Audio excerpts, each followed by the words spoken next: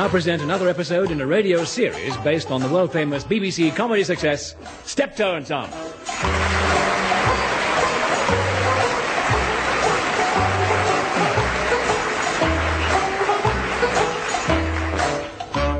With Wilfred Bramble as Albert and Harry H. Corbett as Harold.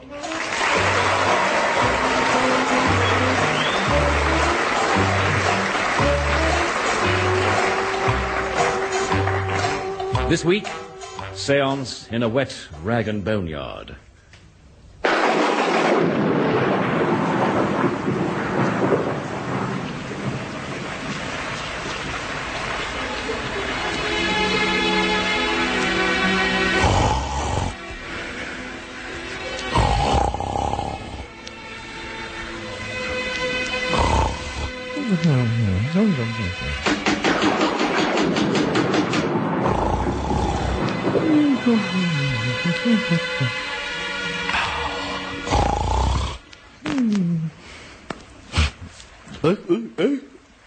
Oh dear, it's finished. Oh, Marla. Compared to you, Picasso was a load of old pony. Past 12. Oh, I suppose I'd better go and lock up the stately mansion. Oh, what a poxy night. Who's that? All right. I'll come in. What's the idea of leaving me out here in the pouring rain? You want me to catch pneumonia, don't you? I didn't know you was there. Come on in, then. No umbrella up in the house? Yeah. It's unlucky. And stop dripping all over the carpet. Yeah. It's 12:30. Where have you been till this time? For the last 15 minutes I've been out there knocking the door down. I didn't hear you. Nah, you were asleep, weren't you? That horrible music blaring out. Horrible? Marla, horrible? May Ken Russell strike you dead. Where's your door key? Saw me key ring.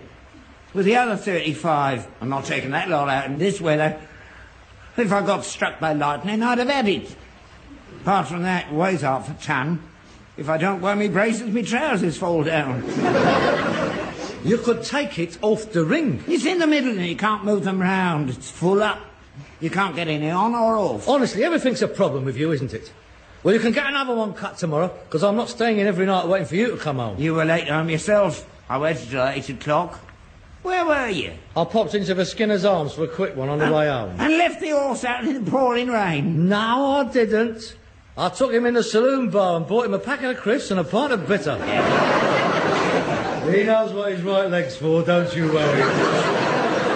Of course I left him outside. He was all right. He's got hair, hasn't he? Anyway, I put a tarpaulin over him. He don't get as wet as I do, I can tell you. Poxy weather. 3 solid days it's been raining. It's all them Indians over here. They brought the monsoons with them. They're all moaning round the corner round Calcutta Crescent. I think they're worried in case the rice crops get washed away. Oh, God. The Gold Oak Road's flooded. I know. Just come down it, didn't I? Them bus drivers, they see a puddle, they go straight through it. They could see me standing there. 3 of them come past. The waves broke right over the top of my umbrella. Standing there like a drowned rat I was. That's your own fault. You shouldn't be out at this time of night, in this weather, at your age. Where have you been? I've been out. I know you've been out. Where? It's not your kung fu night. It's not your old-time dancing. And it's not your cordon bleu cookery classes. I don't think you've been going to those lately. You've been up in the wag, judging by that load of old rubbish you come up with last night. That was a cock-o van. That was a cock-up. I don't know where the van came in. There shouldn't be feathers in the gravy, surely. And tonight, God blimey. It was lovely. That was rubbish. Beef in pastry. It's not beef in pastry. If you're going to criticise my cooking, get the name right. Booth Wellington. Oh. So that's what it was, eh? Booth Wellington. I wonder where my last pair went to. Yeah, I won't bother in future. You can go back to your egg and chips and sausages. Yeah, good. That'll do me fine. Where have you been? I've been out. If you say that once more, you'll be out again. What have you been doing? I've been visiting. Visiting who? A friend. What friend? Mind your own business. That ain't my business. I'm responsible for you. 12:30 at night, roaming the streets in a plastic Mac. I mean, what are people going to think? They haven't forgotten Jack the Ripper around here. Where have you been? I'm telling you, there's nothing to do with you. It's got everything to do with me.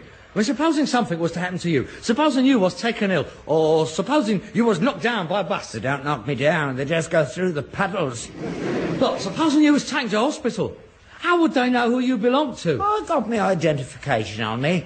I got my name inside me socks. Ooh. Who's got to look inside your socks? They take them off with a pair of tongs and burn them.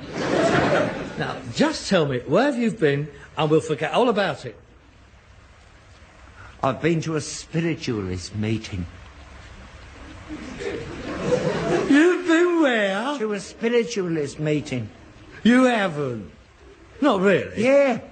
I've been in contact with the dead. I bet that scared them.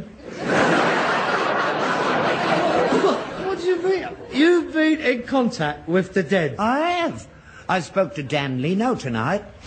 And Henry VIII. Dan Leno and Henry VIII. What were they doing, a double act? I say. Who was that lady I saw you with last night? That was no lady. That was me fourth wife. Boom. You don't believe me, do you? Of course I don't believe you. It's true. I went to a seance in the Gold Hawk Road. Oh, well, that explains it. I mean, Henry VIII was always up and down the Gold Hawk Road. I mean, you couldn't keep him away. I think he had a bird down there. So, let me get this straight. You've been sitting there in a parlour down the Gold Hawk Road in the dark? Yeah. 6 of us, round a table, holding hands. And then suddenly, she goes into a trance. Who does? The medium, Madame Fontana. And she introduces her spirit guide. A Red Indian. How did you know? They're always Red Indians. Yeah. This one was Geronimo. And he says, through her, I've got someone here who wants to meet you all. And this voice says, Good evening, everybody. This is Henry VIII speaking, and tonight is my guest night. And I'd like you to give a big hand to my first guest, your friend and my friend, Dan Leno. yeah, if you're not going to take it serious, I'm going to bed. Well, cold in panic. Well, you don't believe all that nonsense, do you? A voice comes on, he says he's Henry VIII, but you believe him. If he said he was Christopher Columbus, you would have believed him. No, I wouldn't, because I met him last week. He was nice, he was. Got on very well with Chris.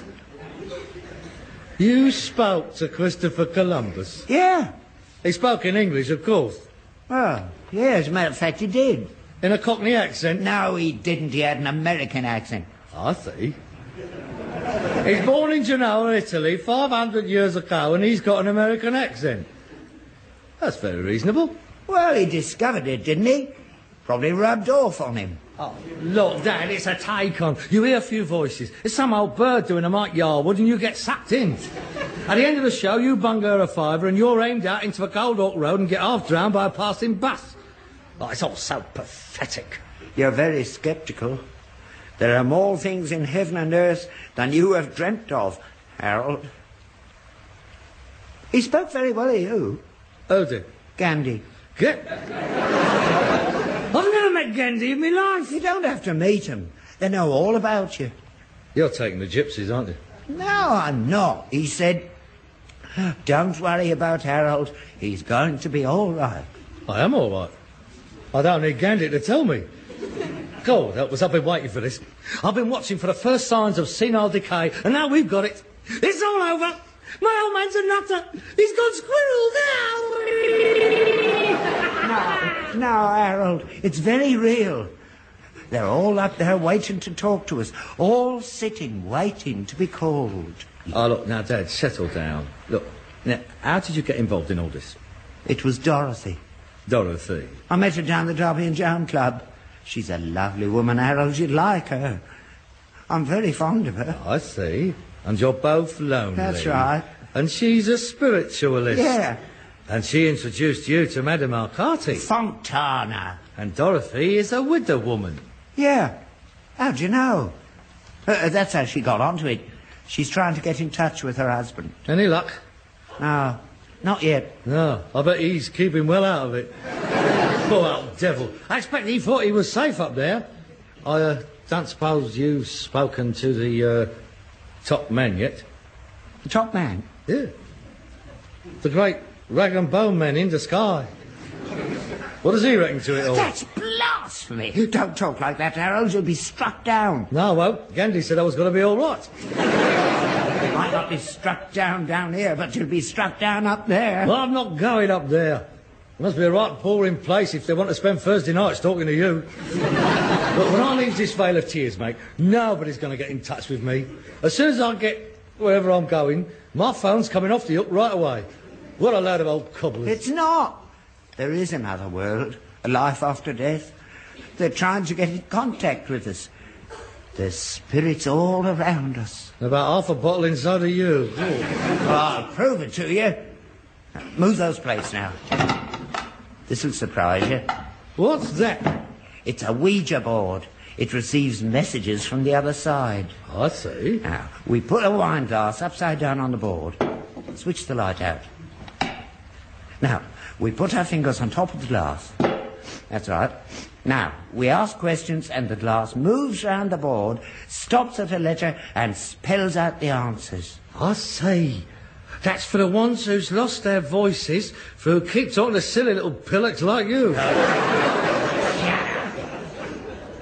Ready? Ready? Now, no taking a mickey. Oh. No laughing. No frivolous questions. Right? What? Is there anybody there? Is there anybody there? Please.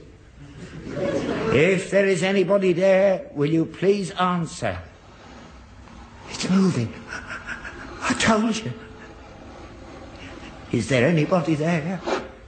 Yes. Well, they couldn't say no, could he? Well, use your comment. What is your name? H-I-T-L-E-R.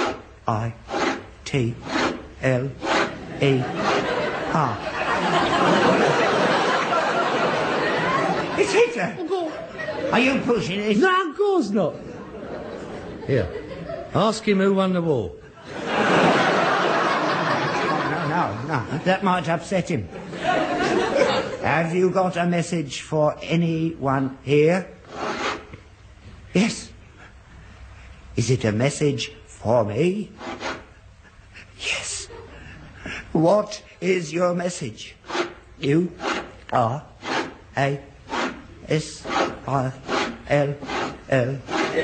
Silly. L-I-T-T-L-E.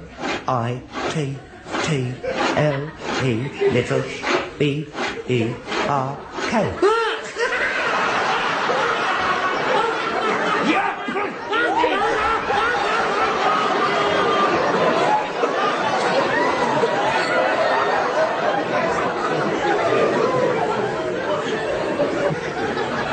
Well, of course I'm pushing it. I mean, it's out to get a move if you don't push it. I told you it's a load of old codswallop. We'll see. We'll see. What do you mean? We're having another meeting round here tomorrow. In here. We're not having a séance in here? We are. They're all coming round. Dorothy, Madame Fantana, all of them. We're going to try and get in touch with your mother. Oh, no. Oh, yes. You want to watch it?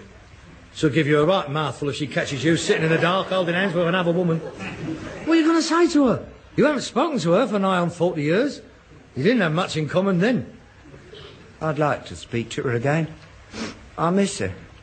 Besides, I want to ask her something. Yeah? Ask her where she put your clean vest.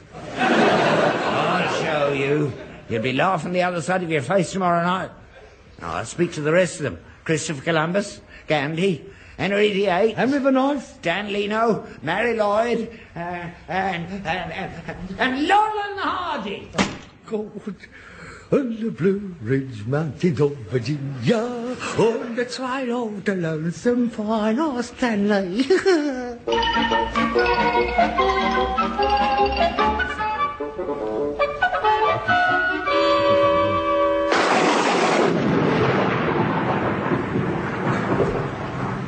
One, 2, 3, 4, 5, 6. That should be enough chairs. Harold, hurry up, they'll be here soon. So, this is where it all happens, is it? This is the haunted table. How does it look? I found a bit of green baize cloth up in the loft. Very nice. If Geronimo don't fancy coming out tonight, we can always have a quick school of three-card brag. I know you don't believe it, Harold, but try and take it seriously. And what have we here? Fish paste sandwiches, sausage rolls, fairy cakes. Oh, yes, a veritable banquet. Do you think there's enough here? I don't know. If Henry VIII turns up, that lot won't last long. It's for afterwards. It's them. Now, don't let me down, Harold.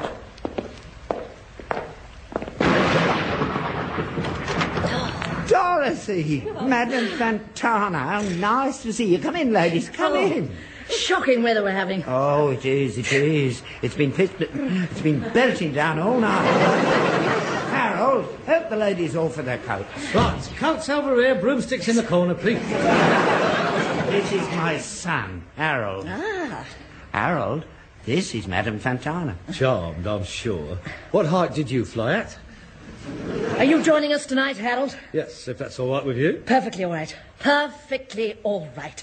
Glad to have you aboard. I feel that your presence will be most beneficial. You radiate an aura of spiritual calm and inner goodness. Yes, it's the liver salts. And this is Mrs. Daddy, Dorothy. Oh, Albert. Good evening, Mrs. Duddy. I'm so pleased to meet you, Harold. I've heard so much about you. Really? Who from? My father or Gandhi? Harold. I expect we'll be seeing a lot of each other in the future. Shan't we, Albert? I hope we're going to be good friends. I brought some sweeties for you. Oh, jelly babies, my favourites. And this is Mr. and Mrs. Weldon. Good evening. How do you do, Hugh? Shall we all go into the lounge? Yes. Oh, yes. This is going to be absolutely first class, this. What a perfect room for a contact. It's coming out. I can feel the vibrations. Oh, yes, I'm sorry about that. That's the flyover. Yeah, it's them juggernauts. They practically have me out of bed some nights. Do you know, sometimes when they go past, I've seen his false teeth move across the bedroom floor on their own. That could be a poltergeist. I think it's more likely a petrol tanker, don't you? I can see you're a skeptic, Harold. You don't believe in the living dead. Oh, yes, I believe in them. I've been living with one for 40 years. Well, we'll see what tonight brings out. We may yet convince you. Now, shall we begin? Places, everybody. Harold, over here. I'll hold your hand. Oh, come. Lights out. Don't be frightened, Harold. Now, I must ask for complete silence and concentration. And please, no sudden movements or noises whilst I'm in a trance. Will you please join hands? Here comes Charlie. I'll be back, Harold.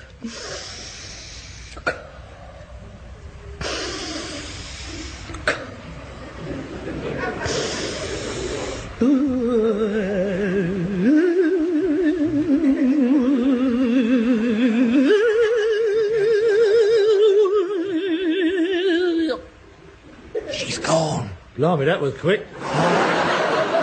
She don't mess about. She gets straight to the meat. She's trying to get in touch with Geronimo. She'd do better to light a fire. Are you there, Geronimo? Are you there, Geronimo? I am here. Are you angry? You took a long time coming. It probably went to the Gold Hawk Road, see? It's just... I am ready. Is there anybody there who wishes to contact? Anybody here? Yes.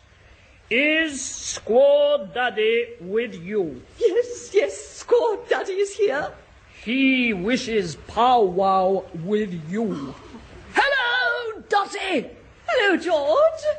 Oh, it is him. You always call me Dotty. He wasn't a bad judge. Solid. Dotty Duddy. How are you, George? Oh, can't complain. My arthritis has cleared up. I'm so glad. How you keep him? Oh, not too bad. How's the weather? Still raining. Never mind. It's good for the garden. How are my geraniums? Not as good as when you did them, George. Try putting some potash on them. And next week's Gardener's Corner comes from Gus. I do miss you, George. Are you lonely? I am a bit. Why don't you get married again? I won't mind. Why don't you marry Trevor? He's dead. Is he? I haven't seen him. He died 10 years ago. Oh, I'll have to keep a lookout for him. I am thinking of getting married again. He's called Albert. Hello. You do that, Dottie. I hope you'll be very happy. Thank you, George. I've got to go now. Someone else wants to talk to you. Goodbye, Dottie. Goodbye, George. Oh, God, when's Henry VIII coming on? Geronimo. Yes, I am here. Is there anybody else there who wishes to contact anybody else here? Yes, is Albert Steptoe there? Yeah, I'm here. I have your wife, Emily, here. Oh, my God. Is that you, Albert? Emily? Hello, Albert. You haven't been down to the grave lately, have you? I'm going down in the morning. It's your mother. Cobblers. It is. It's her voice. Who are you talking to? Harold. He's here sitting next to me. Harold? My little Harold? He should be in bed. He's only 5. No, he's not. He's 40 now. He's older than me. Oh, now, come on. I mean, stop this. I mean, Harold? Harold, this is Mummy talking. Harold, are you there? Say hello to your mother. I'm not saying hello. Go on, say hello to her. No, I'm... Hello, Mum. Emily, Yes, Albert? would you mind if I got married again? Of course not, Albert. You should get married again. Little Harold needs a mother. Have you found somebody, Albert? Yes, I have. She's sitting here right next to me. Dorothy Duddy. Oh, not George, Daddy's wife. That's her. Oh, George has told me so much about her. George and I get on very well together. She'll make you a wonderful wife. Are you sure you don't mind? Of course not, but you and Harold must love her and cherish her and look after her for the rest of your life. Oh, we will. Oh, no, we won't. We won't. Mustn't break the circle. Now, shut up, you silly woman. All right, that's it. Lights on. Come on, haul out. The show's over. Harold, have you gone mad? I was talking to your mother. You wasn't talking to my mother. You was talking to her. Madame Arcati. My mother's dead. Are you all right, Madame Fontana? Of course she's all right. You might have killed her. Rubbish. She's putting on an act. She's a phony. Don't you talk about my daughter like that. You...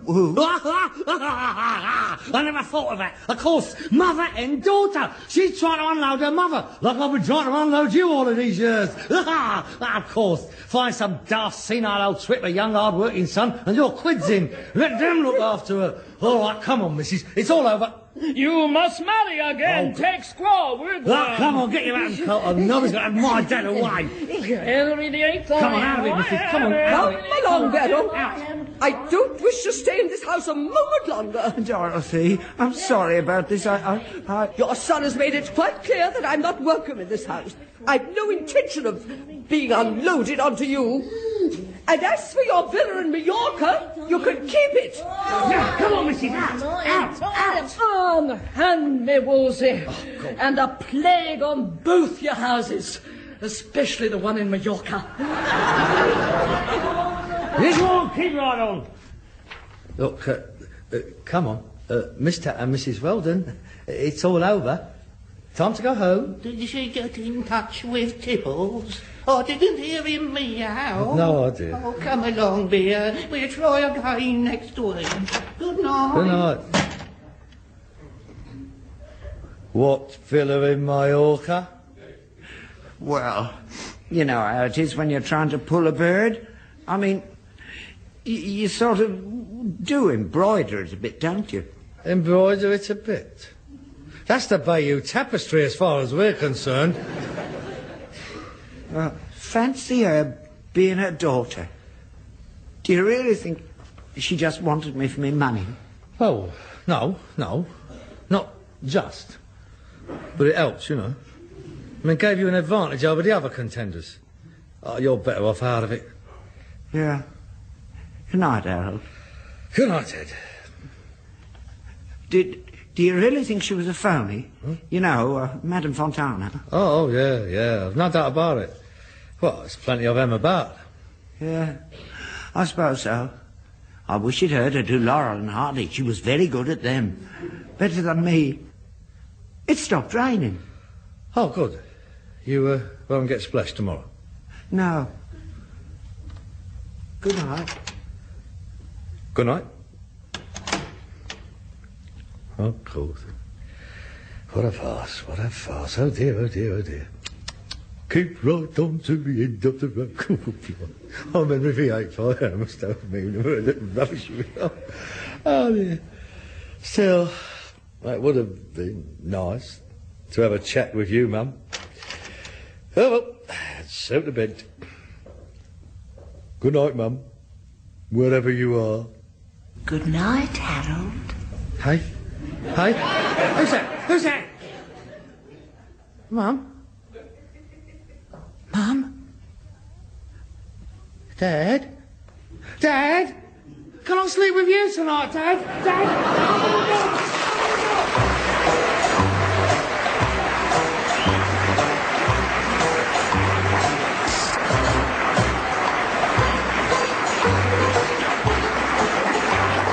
You've been listening to Wilfred Bramble and Harry H. Corbett as Steptoe and Son, with Patricia Routledge as Madame Fontana, Gwen Nelson as Dorothy, and Edward Kelsey as Mr. Weldon.